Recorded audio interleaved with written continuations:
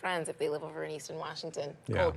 Well, with the new year, it's a great time to talk with teens about social media and positive online habits. Technology and social media is only growing, and it's important for parents to set boundaries with their kids. Pediatric psychologist Dr. Ann Louise Lockhart joins us this morning from Texas.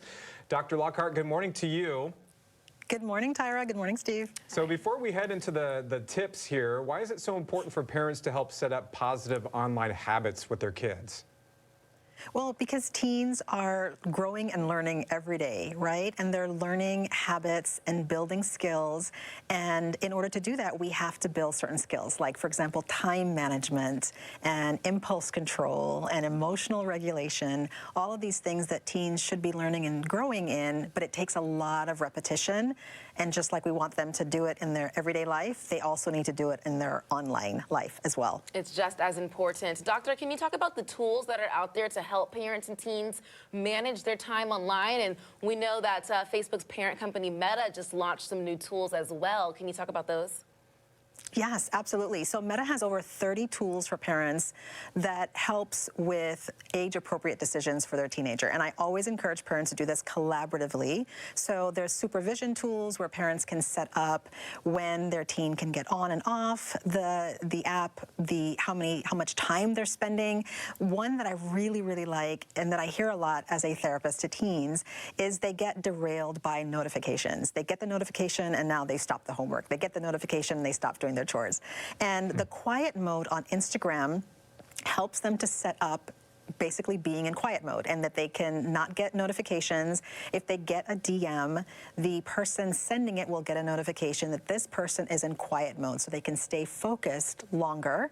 Another really great tool is the take a break reminder, where teens and parents can set up after 10, 30 minutes on the app. They get a notification saying, okay, it's time to take a break.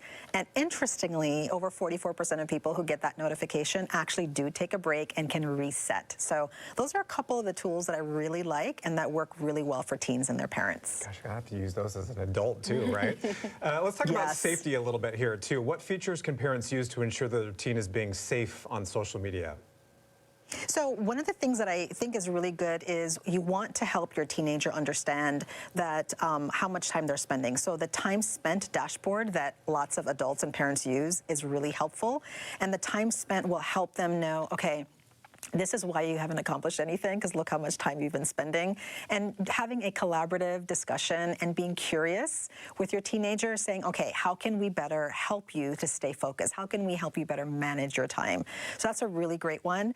One that I think is really important too is helping teenagers make age-appropriate decisions, that if they are blocking somebody or there's bullying going on, they report an account, parents will get notifications about that. And again, they can have a discussion with their teenager about that. So there's so many great tools that are happening also in Meta Worlds, on Instagram and Facebook, that parents and teens can work together and do things together.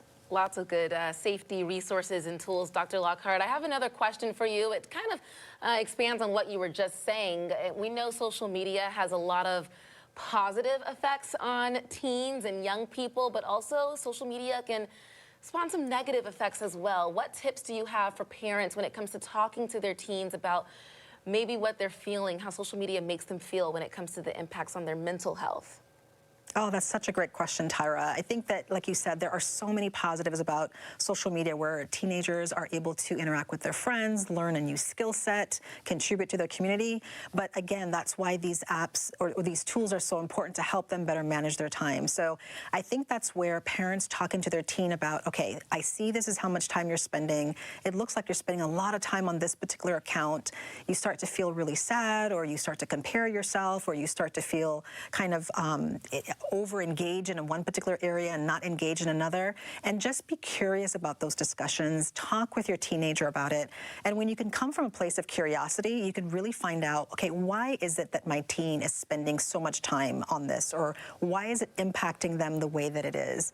And when you can do that, you can really look behind that and meet the need that they're really searching for. How should those habits change depending on how old the child is? So, you know, there are differences between somebody who's like 12 or 13 compared to somebody who's like 18 or 19? Mm-hmm.